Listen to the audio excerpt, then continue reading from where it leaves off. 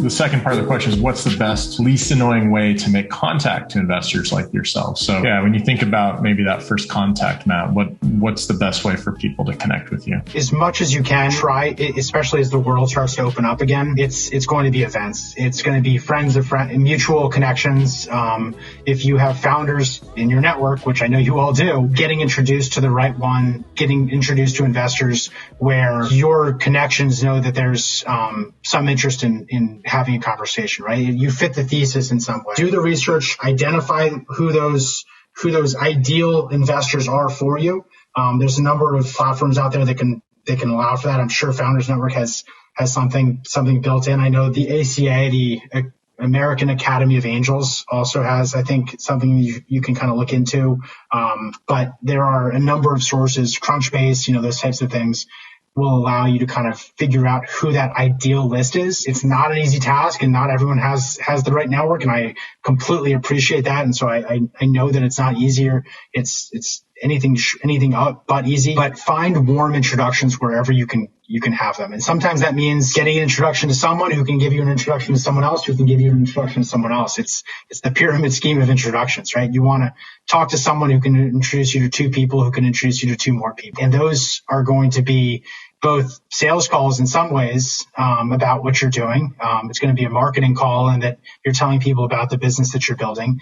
And it's going to be hopefully an investor call and that you're finally going to get connected to the right folks. One thing I'll say about the Honda Civic and rocket ship example is that it may be that there are some investors who are looking for that Honda Civic kind of approach, but I actually am referring to a self-funded business in the Honda Civic versus any outside capital where expectations immediately start changing. Angels, some will have much lower expectations. Sometimes they're just betting on you because they're family and friends. Sometimes they believe in something else about the business. But I would certainly say that even taking on angel money will certainly change the dynamics. What outcomes could be expected of you? That's great answer. And I think one of the things that we've heard a lot through the investor curriculum that we do is that sometimes the best connections are also from the portfolio founders, the founders that Matt invested in their startups, and those founders that he's already invested in, he has a high level of trust with. When they make introductions, those are on a higher rank, get more attention rather. Yeah, that's a great point. Absolutely. And then Neil Bram kind of follow on related, which is not looking to raise for at least a year. How do you approach 100 potential investors? So can you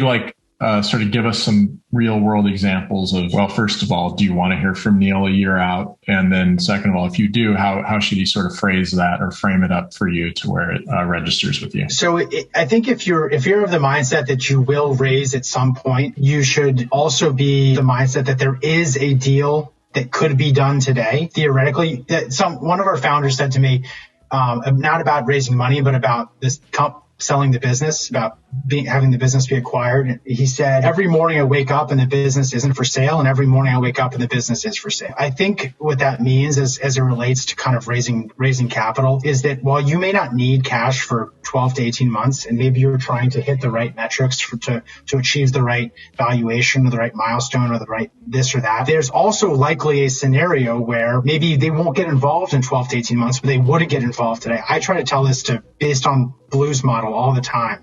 Our model is put in $50K to $250K into early stage security companies with the intention of investing another $1 million, $1.5 million.